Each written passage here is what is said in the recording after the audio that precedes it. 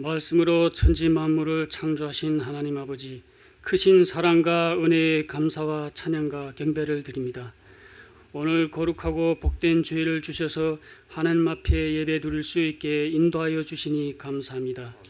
이 시간 부족한 저희들이 몸과 마음과 정성을 다하여 신령과 진정으로 예배를 드리려 하오니 더욱 사랑하여 주시고 하나님의 음성을 듣게 하시며 하나님이 크신 사랑을 깨닫는 귀한 시간이 되게 하여 주옵소서. 자비로우신 하나님 아버지, 지난 주간도 하나님이 크신 사랑을 받기만 하고 온전한 믿음으로 실천하지 못하고 세상 욕심에 이끌려 주님의 사랑을 잊고 잘못되고 옳지 못한 말과 행동의 행함들을 용서하여 주시고 주님의 말씀대로 살아가는 저희들 될 수 있게 인도하여 주옵소서. 대한민국을 사랑하시는 하나님 아버지, 지금도 남과 북이 분단된 지 70여 년이 되어 우리 민족의 가슴 아픈 상처로 남아있는 가운데 있습니다. 하루속히 하나님 때 복음 통일을 되어 주님 안에서 자유롭고 평화롭게 살며 온 민족이 하나가 되어 함께 하나님을 찬양하고 예배하며 영광 돌리는 나라가 되게 하여 주옵소서. 사랑하신 하나님 아버지, 인천 하나라 은혜 교회를 세워주시고 지금까지 인도하여 주시고 앞으로도 인도하여 주심을 감사합니다. 우리 교회의 모든 분들이 강건하여 하나님이 바라시는 일들을 잘 감당하고 모두가 성령 충만하여 주님을 본받아 전도와 선교로 많은 영혼을 구원하며 사랑과 은혜가 넘쳐서 복받는 교회로 되게 하여 주옵소서. 하나님 아버지, 교회의 모든 분들을 기억하시고 사랑하여 주옵소서. 찬양대와 남모르게 섬기는 분들과 각 가정마다 복을 주시고 가정의 자녀들이 하나님의 말씀으로 양육되어 믿음, 소망, 사랑의 소유자들로 성장하며 세상의 것에 물들지 않고 하나님 나라를 소망하며 살아가도록 인도하여 주옵소서. 이 시간 말씀을 전하실 김수희 목사님에게 성령의 빛을 더하여 주시고 은혜를 더하시며 말씀의 능력과 권세를 주시옵소서. 선포되는 말씀들이 저희들의 심령에 새겨져 세상 속에서 넘어지지 않고 든든히 서 있는 믿음의 뿌리가 되게 하여 주옵소서. 우리들이 찬양을 기뻐 받으실 하나님 아버지 홀로 영광을 받으소서. 하나님의 영광이 이전에 가득하여 예배드리는 모든 이들이 성령의 임재를 더욱 뜨겁게 체험하는 시간들이 되게 하여 주옵소서. 지금 이 시간도 온 우주를 주관하시고 다스리시며 운행하시는 하나님 아버지께 감사를 드리며 존귀하신 예수님의 이름으로 기도를 드립니다. 아멘.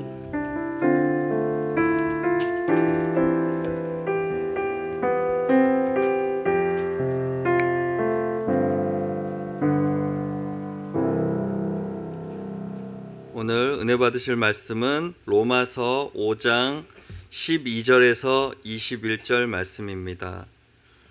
로마서 12장 21절까지의 말씀입니다. 네, 로마서 5장 12절에서 21절까지의 말씀입니다. 다 찾으셨으면 저와 여러분들이 한 절씩 교독하겠습니다. 그러므로 한 사람으로 말미암아 죄가 세상에 들어오고 죄로 말미암아 사망이 들어왔나니 이와 같이 모든 사람이 죄를 지었으므로 사망이 모든 사람에게 이르렀느니라.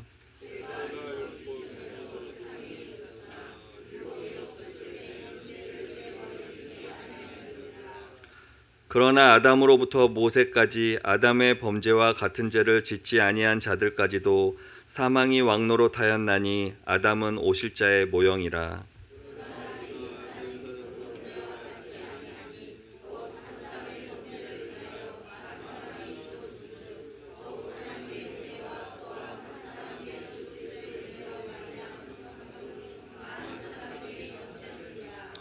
또 이 선물은 범죄한 한 사람으로 말미암은 것과 같지 아니하니 심판은 한 사람으로 말미암아 정죄에 이르렀으나 은사는 많은 범죄로 말미암아 의롭다 하심의 이름이니라.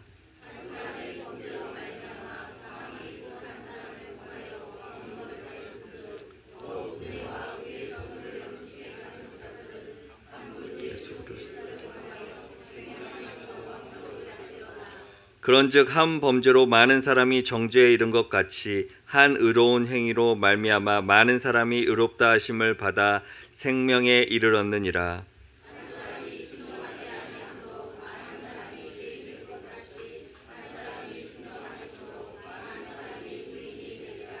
율법이 들어온 것은 범죄를 더하게 하려 함이라. 그러나 죄가 더한 곳에 은혜가 더욱 넘쳤나니 이는 죄가 사망 안에서 왕노릇한 것 같이 은혜도 또한 의로 말미암아 왕노릇하여 우리 주 예수 그리스도로 말미암아 영생에 이르게 하려 함이라.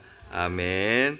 오늘은 김수희 목사님께서 아담 안에서 죽었고 예수 안에서 살았다 라는 제목으로 말씀 선포하실 때 큰 은혜 받으시기 바랍니다.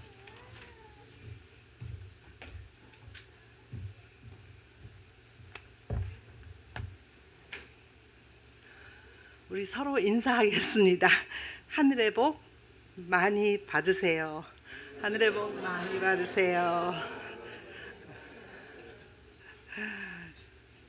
제가 오늘 로마서를 계속 하다 보니까 이거를 해야 되나 말아야 되나 그럴 정도로 혼자 고민을 좀 많이 했습니다. 왜냐하면 여러분들이 아마 이걸 따지고 믿지는 않으셨던 것 같아요. 저도 그냥 저절로 믿어졌던 거라 이거를 이렇게 따져서 설명을 해야 되나 하는 그 고민 때문에 했는데, 로마서를 쓴 사도 바울은 로마 교회에다 편지를 하면서 이런 내용을 썼기 때문에 우리 성도들에게도 다시 한번 이 내용을 나눠야 되겠다라는 생각을 가지고 이 본문을 들고 섰습니다. 우리 인류 전체의 이야기는 아담으로 인해서 이 세상이 어떻게 달라졌고 또 예수 그리스도가 오심으로 인해서 어떻게 달라졌는지에 대한 이야기입니다. 그리고 앞으로 또 그 일이 어떻게 우리들의 삶이 달라질 것인가에 대한 이야기가 인류 전체의 이야기라고 볼 수 있습니다.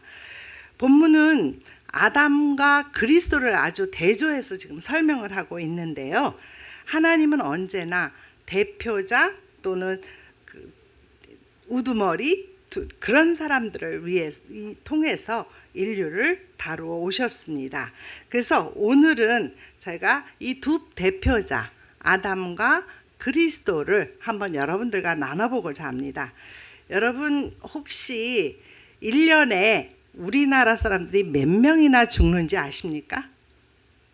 제가 인터넷을 찾아봤더니 2023년도 사망자 수가 35만 2,700명이라고 나와 있어요.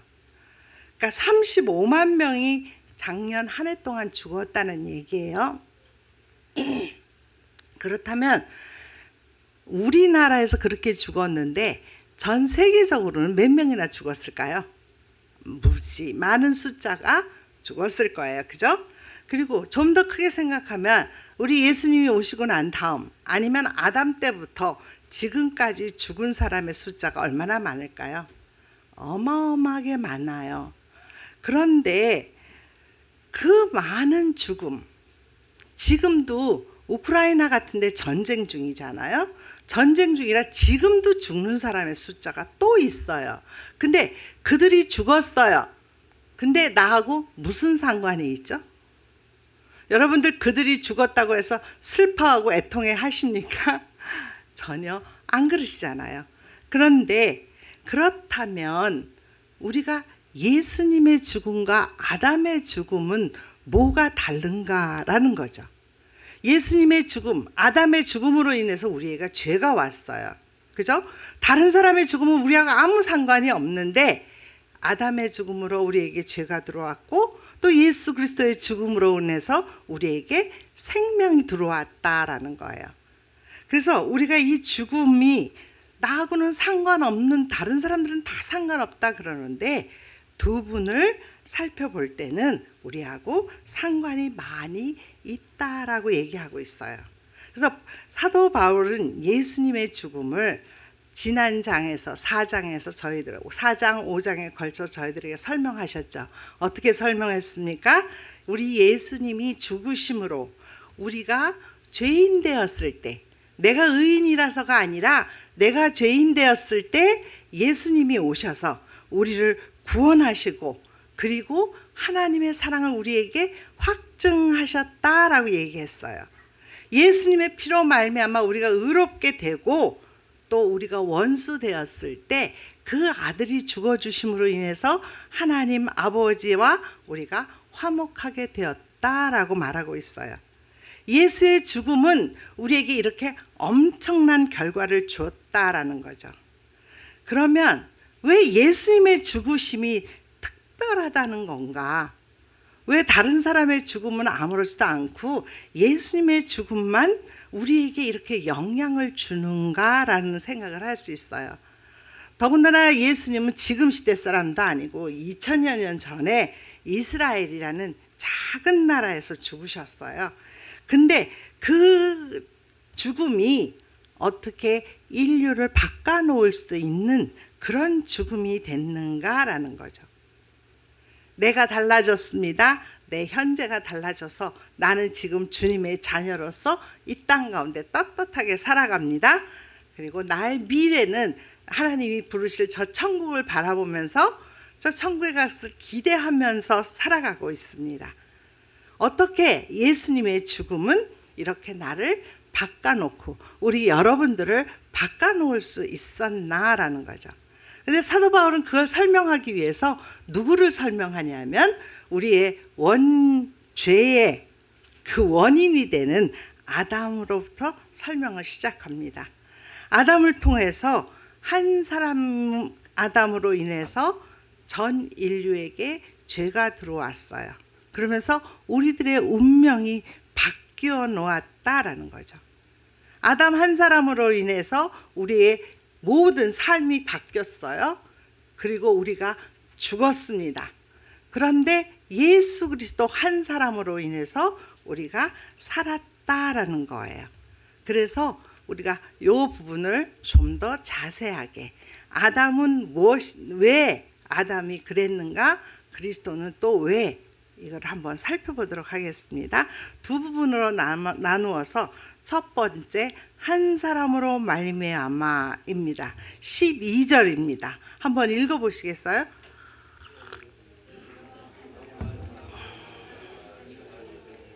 죄로 말미암아 사망이 들어왔나니 이와 같이 모든 사람이 죄를 지었으므로 사망이 모든 사람에게 이르렀느니라 그랬어요. 이 한 사람이 누굴까요? 아담. 그렇죠? 여러분 다 아시는 아담이에요. 한 사람 아담이 예수님 하나님께 불순종함으로 죄가 들어왔다라는 이야기고 그 죄로 인해서 우리에게 죽음이 왔다라고 말합니다. 이 원인은 어디 가서 찾을 수 있냐면 창세기 2장에 가서 보면 16절 17절에 이렇게 말씀하십니다. 여호와 하나님이 그 사람에게 명하여 이르시되 동상 각종 나무의 열매는 내가 임의로 먹되 선악을 알게 하는 나무의 열매는 먹지 말라. 내가 먹는 날에는 반드시 죽으리라 하시니라 그랬어요. 이 이야기를 여러분들 잘 아시죠? 하나님이 에덴 동산이라는 나라를 세우셨어요. 그리고 그곳에서 하나님은 왕이 되시고 백성으로는 아담과 하와가 있었습니다. 그러면 나라가 구성되려면 거기에 또 뭐가 하나 더 있어야죠? 법이 있어야 돼요. 그죠? 우리나라도 헌법이라는 것이 있습니다. 법이 있는데 그 법을 하나님께서 아담에게 뭐라고 제정하셨냐? 저 동산 가운데 있는 선악과는 따먹지 말라. 먹는 날에는, 여기는 반드시라 그랬는데 저는 정령 죽으리라가 더 마음에 드는 것 같아요.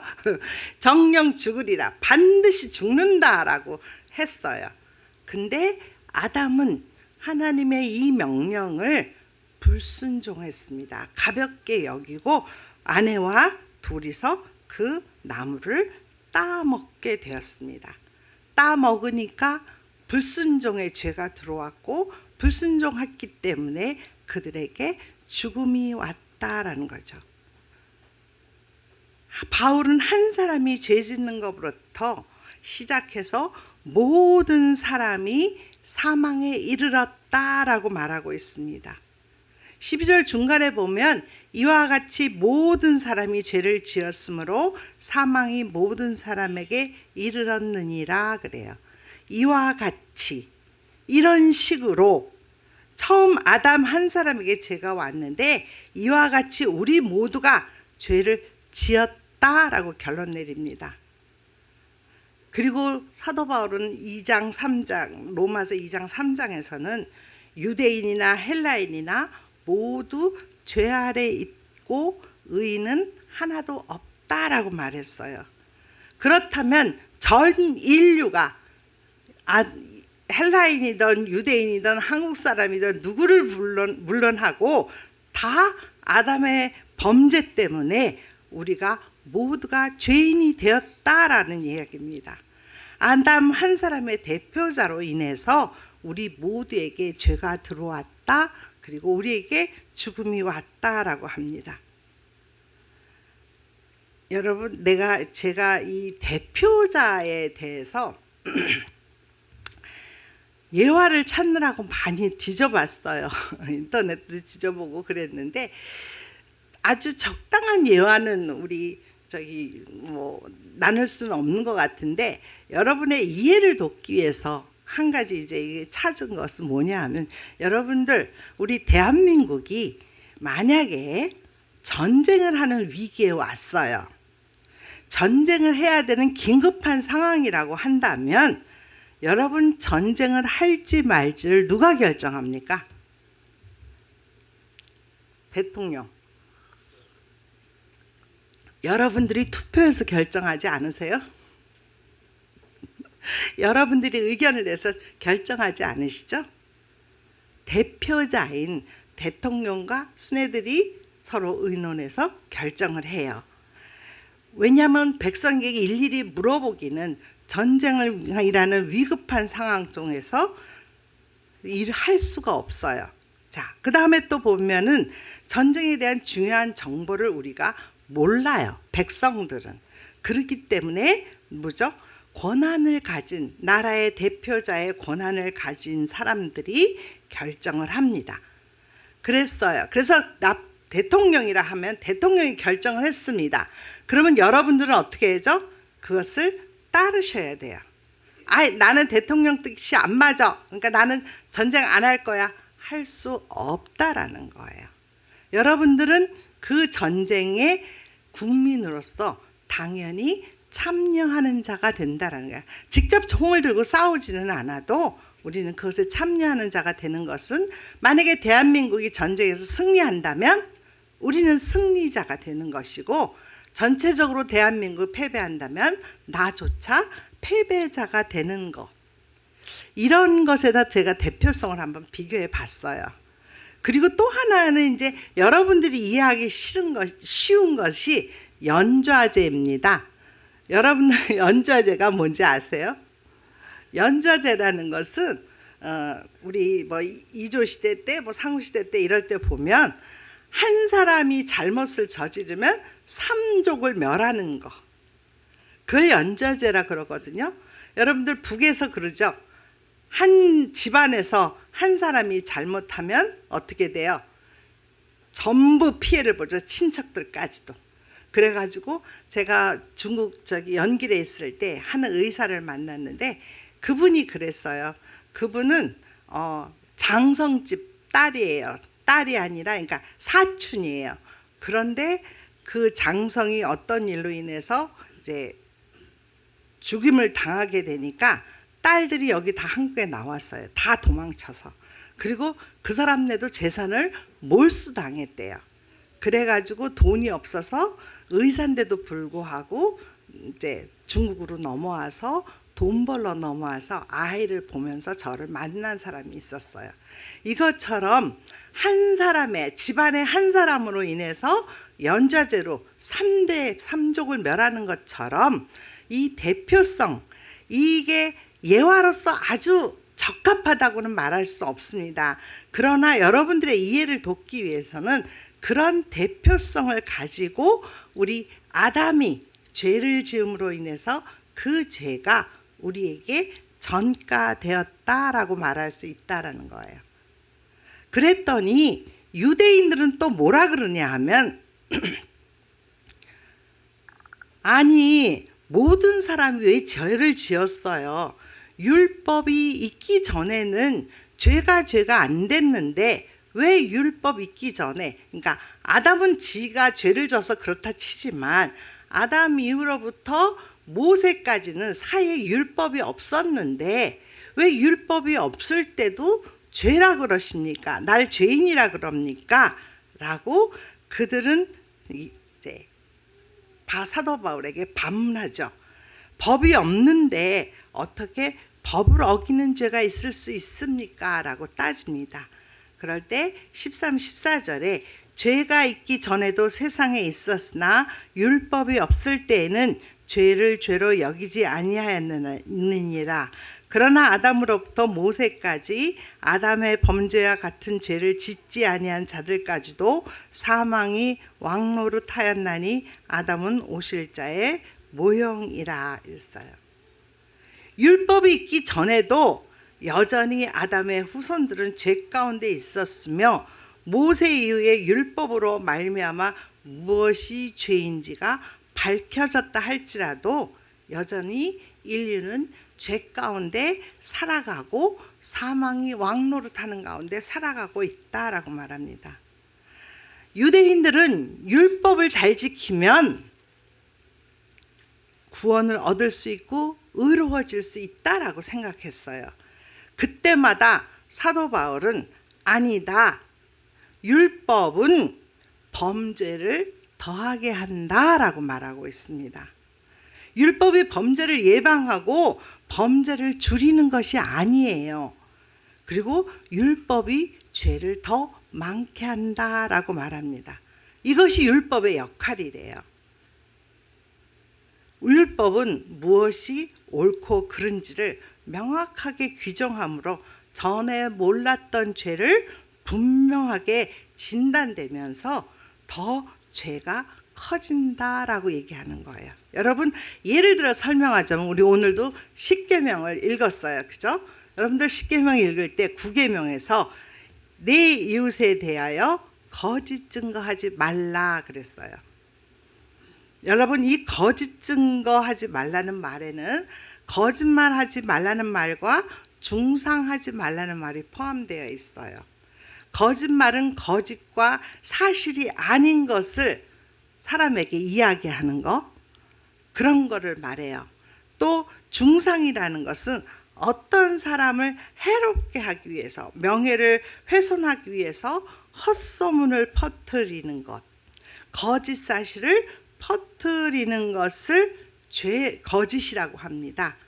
그렇다면 율법이 있기 전에는 거짓말을 우리가, 여러분들이 정말 하나님 안에 들어오시기 전에 거짓말이 그냥 잘못하는 정도로 생각하지 큰 죄라고 생각하시지 않았을 거예요.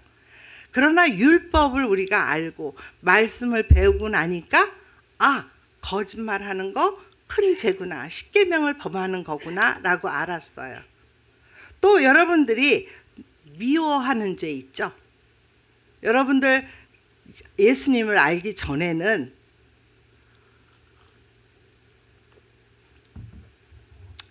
미워하는 게 살인죄라고 여러분들은 모르셨어요. 그죠?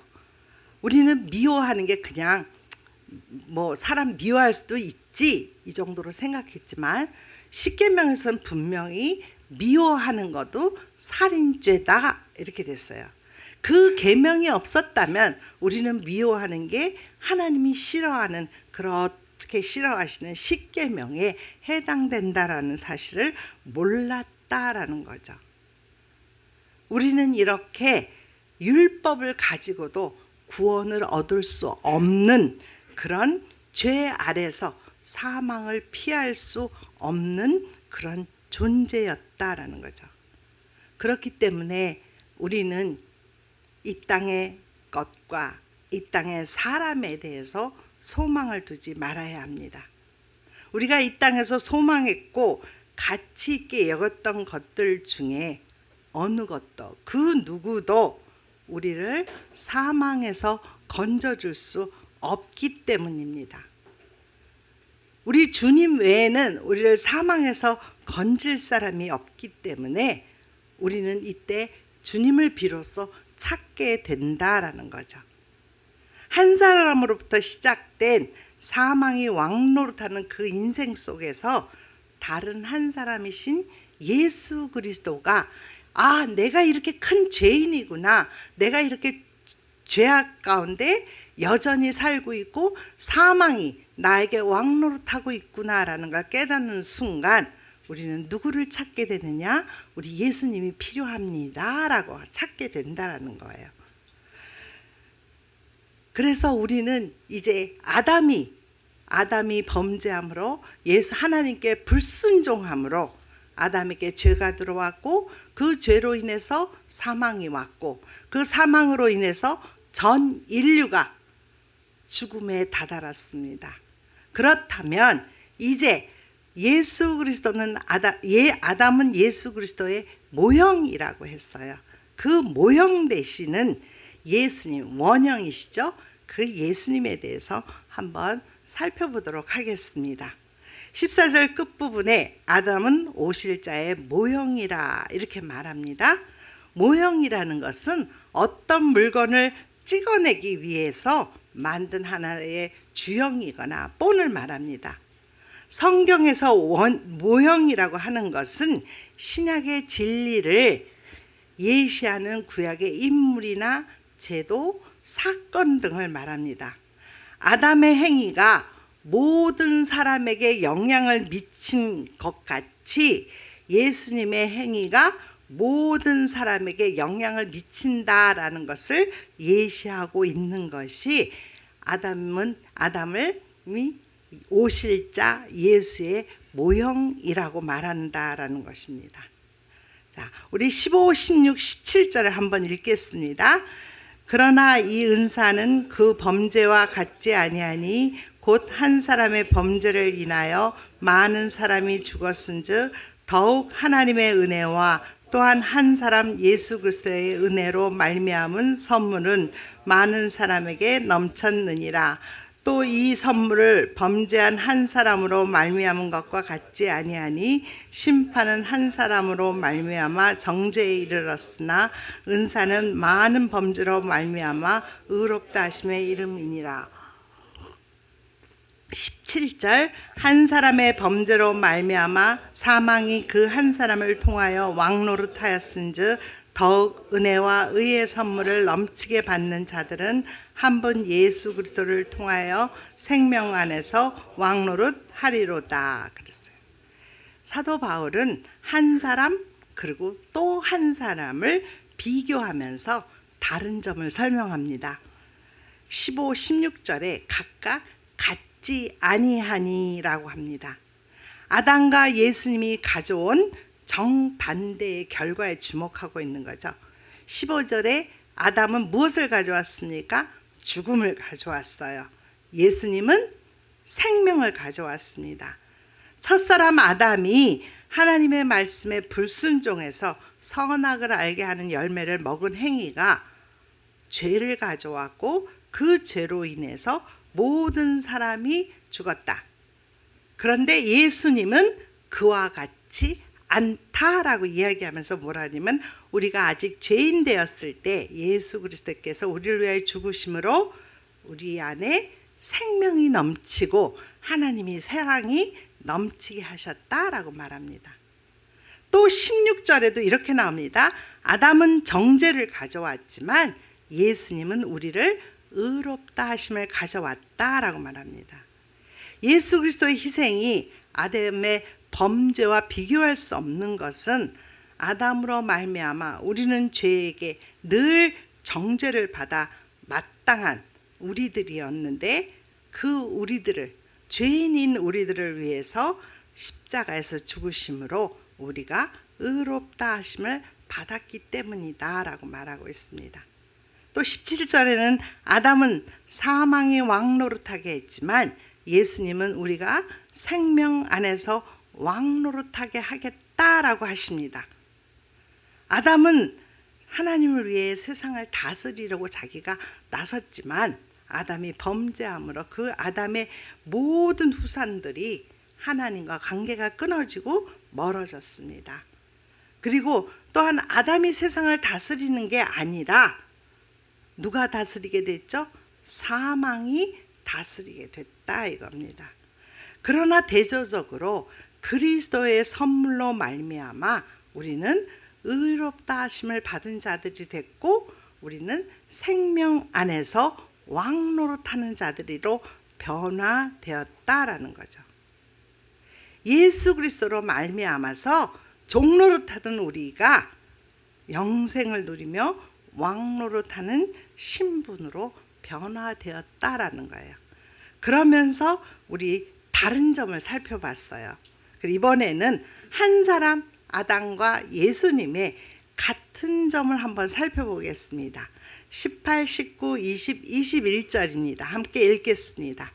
그런즉 한 범죄로 많은 사람이 정죄에 이른 것 같이 한 의로운 행위로 말미암아 많은 사람이 의롭다 하심을 받아 생명에 이르렀느니라. 한 사람이 순종하지 아니함으로 많은 사람이 죄인 된 것 같이 한 사람이 순종하심으로 많은 사람이 의인이 되리라. 율법이 들어온 것은 범죄를 더하게 하려 함이라. 그러나 죄가 더한 곳에 은혜가 더욱 넘쳤나니 이는 죄가 사망 안에서 왕노릇한 것 같이 은혜도 또한 의로 말미암아 왕노릇하여 우리 주 예수 그리스도로 말미암아 영생에 이르게 하려 함이라 그랬어요. 18절 19절에 보면 많은 사람이 정죄에 이른 것 같이 19절에는 많은 사람이 죄인 된 것 같이 그죠? 많은 사람 같이가 나옵니다. 21절에도 죄가 사망 안에서 왕노릇한 것 같이라고 나옵니다. 두 사람의 결과는 다르지만 그 결과에 이르는 원리는 같다라는 거예요. 한 사람의 범죄로 많은 사람이 죄인이 됐고 한 사람이 우리를 위해 죽어줌으로 그 행위, 순종하시는 행위로 인해서 한 사람으로 인해서 우리 많은 사람이 구원을 얻게 됐다. 그 점이 같다라고 얘기하는 것입니다. 우리 아담 한 사람이 순종치 않았기 때문에 우리 모두가 죄인 되었듯이 예수님 한 사람이 하나님 앞에 순종했기 때문에 우리는 모두가 의인이 되었다라고 얘기하고 있습니다. 첫째 아담은 철저하게 실패했습니다. 그러나 둘째 아담인 우리 예수님은 완벽하게 성공하셨습니다. 그리고 우리가 또 한 가지 알아야 될 것, 아담과 예수 그리스도를 비교함으로써 그리스도의 유일성, 우리가 요즘 혼합주의 그래가지고 여기에도 구원이 있고 저기에도 구원이 있다라고 얘기하는데 우리 예수님만이 구원자이신 것을 여기서 강조합니다. 18, 19절 한번 같이 읽겠습니다.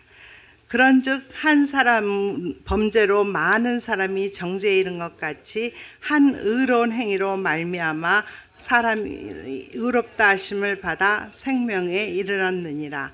한 사람이 순종하지 아니함으로 많은 사람이 죄인 된 것 같이 한 사람이 순종하심으로 많은 사람이 의인이 되리라 그랬죠. 한 사람의 행위, 한 사람의 불순종한 행위로 말미암아 정죄에 이르러 죄인이 된 것 같이 유일한 한 사람 예수 그리스도의 순종하심으로 말미암아 우리가 생명을 얻었고 의인이 되었다라고 말합니다. 우리가 죄인 되고 죽음을 피할 수 없는 운명이 된 것은 누구 탓이죠? 아담 탓이에요. 우리 조상님의 탓인데 이것을 신학적인 말로 죄의 전가라고 합니다. 아담의 불순종으로 우리에게 죄가 넘어왔다면 그렇다면 예수의 순종은 어떤 것에 순종하셨기 때문에 우리에게 의가 왔나? 갈라디아서 4장 4절에 보면 이렇습니다. 때가 참에 하나님이 그 아들을 보내사 여자에게서 나게 하시고 율법 아래에 나게 하신 것은 그랬어요. 여러분 예수님이 어떤 분이세요? 우리 예수님은 하나님이세요. 하나님의 아들이세요. 그 하나님의 아들이 동정녀 마리아에게 오셔서 성령으로 잉태되어서 태어나셨어요. 자, 하나님이 사람이 되셨다라는 거예요. 여러분 얼마나 대단한 순종인지 한번 생각해 보셨어요? 하나님이에요. 하나님인데 그 권리와 모든 것들을 다 내려놓으시고 이 땅에 사람으로 오셨다라는 거죠. 성육신에서 오신 것부터가 우리 예수님이 모든 것을 포기하고 하나님 앞에 순종하신 모습이에요. 또 우리 예수님은 율법 아래 태어났다라고 말합니다. 율법은 누가 만들었죠? 하나님이 만드셨어요. 하나님이 우리 예수님도 같이 만드셨다라는 거죠. 예수님이 율법을 만드신 분인데 그 율법 아래 복종하기 위해서, 지키기 위해서 이 땅에 태어나셨다라는 거예요. 이게 우리 예수님의 순종이에요. 그래서 그분은 세례를 받을 때도 뭐라 그랬어요? 나에게 세례를 베풀어라. 우리가 이와 같이 하여 모든 의를 이루는 것이 합당하니라 라고 말했어요. 이게 무슨 뜻이냐면 하나님께 순종하는 것이 합당하다. 내가 너한테 세례를 받고 하나님 앞에 서는 것이 마땅하다라고 말하는 거고, 또 겟세마네 동산에서 그 예수님이 돌아가시기 전에 기도하실 때는 어떻게 했어요? 아버지여 내 뜻대로 하지 마옵시고 아버지의 뜻대로 하옵소서 했어요. 그분은 항상 아버지 뜻에 순종하셨던 분입니다. 아버지가 아들에게 내려가서 사람으로서 네가 인류를 구원하는 구원자가 돼야 되겠다 하실 때 그분은 내려오셨어요, 이 땅에. 그래서 우리의 구원자가 돼 주셨습니다. 그리고 우리의 구원자가 되기 위해서는 율법에 요구하는 것을 따르셨다라는 거죠. 그래서 하나님 앞에 우리를 의롭다 하도록 만들어 주시는 순종을 하셨어요. 그리고 마지막으로 그분은 십자가에서 죽으심으로 그 순종, 마지막 순종을 보이셔서 완벽하게 우리를 구원하셨다라는 거예요. 여러분들은 그 구원의 은혜를 받은 사람들입니다. 우리는 하나님으로부터 은혜의 선물을 넘치게 받았어요. 우리는 이제 의인이에요. 우리는 하나님이 죄가 하나도 없는 것처럼 우리를 의인이다, 의롭다 하십니다. 이제 우리는 죄인이 아니라 의인이고, 우리 유일하신 구세주 예수를 믿기만 하면 우리 모두는 의인이 된다라는 거죠. 17절에 보면 예수 그리스도를 통하여 생명 안에서 왕노릇하게 되었다라는 거죠. 예수님의 순종으로 인해서 이제는 죽음이 우리 안에 왕노릇하는 것이 아니라 이제는 누가 왕노릇한다고요? 생명이 우리를 지배하는 그런 우리의 위치가 달라졌습니다. 여러분 예수님 믿으시죠? 아멘. 믿는 자는 아담 안에서 예수 안으로 옮겨졌습니다. 이 사실 믿으시죠? 아멘. 자, 믿는 자는 이제 하나님 앞에 죄인이 될 수가 없습니다. 그렇다면 우리 하나님 믿는다고 해서 죄가 믿는 자들 생활 안에 끼어들지 못하는가요? 여러분 죄 안 짓고 사셔요?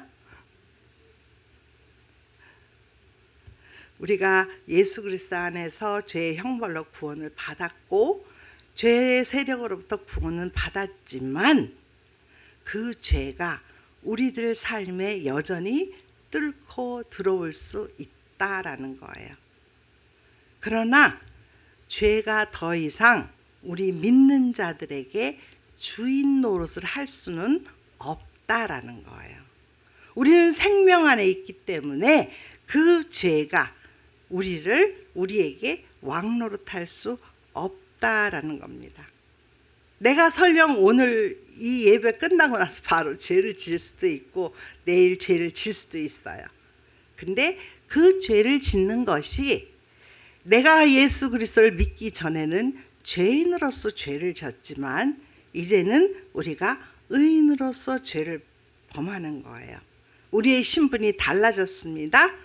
하나님의 자녀로서 잘못을 저지르는 것이다 라는 거죠. 마귀 아담의 자손으로 범죄하는 것이 아니라 우리가 하나님의 자녀로서 범죄하는 것이고, 우리가 무엇을 잘못했다면 하나님께 범죄한 것이지 율법에게 범죄한 것이 아니라는 사실이에요. 우리는 하나님 앞에 죄를 지었다라는 거죠. 우리가 여러분들의 자녀가 죄진 거하고 저 멀리 있는 이웃집 아이가 죄진 거하고 여러분들 생각이 어떻게 다르십니까? 똑같습니까? 달라요. 그죠? 내 아이한테는 관대하잖아요, 여러분. 그런데 남의 아이에게는 관대하지 않아요. 이것처럼 우리 하나님께서는 그런 분은 아니시지만 우리가 쉽게 이해하자면 우리가 그런 신분이 한 예수 그리스도로 인해서 우리의 신분이 바뀌었기 때문에 우리가 죄를 지어도 사망이 우리를 지배하는 것이 아니라 생명이 우리를 지배하고 있기 때문에 우리는 예수 그리스도 안에서 회개만 하면 용서받을 수 있는, 그리고 우리는 여전히 생명이 우리를 인도하는 그런 자가 되었다라고 합니다. 고린도전서 15장 55절에서 57절에서는 이렇게 나옵니다. 사망아 너의 승리가 어디 있느냐? 사망아 내가 쏘는 것이 어디 있느냐? 사망이 쏘는 것은 죄요 죄의 권능은 율법이라.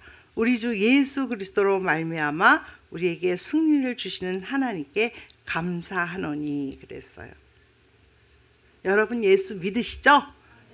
다시 한번 묻습니다. 그러면 여러분들은 절대로 죽지 않습니다. 우리가 죽는다는 것은 사는 것을 의미합니다. 우리의 생명이 육신에서 떠나는 것은 영원히 살기 위해서 하나님께서 보내신 마차를 타고, 황금마차, 멋있는 것을 타고 하늘로 올라가는 것을 의미합니다. 우리는 죽음을 두려워할 자들이 아니라는 거죠. 우리의 썩을 몸이 썩지 않을 몸으로 덧입는 것을 말합니다. 우리를 아담 안에 두지 않고 우리를 불러서 생명 대신 예수님 안에 불러주신 하나님, 또 우리를 대신해서 하나님께서 하나님께 전적으로 순종해 주셔서 아담의 불순종으로부터 온 우리의 형벌을 면제시켜 주신 예수님, 여러분 이 은혜를 받은 사람들입니다. 여러분들은 하나님의 자녀입니다. 이 큰 축복을 주신 하나님께 찬송과 영광과 존귀를 올려드립니다. 기도하겠습니다.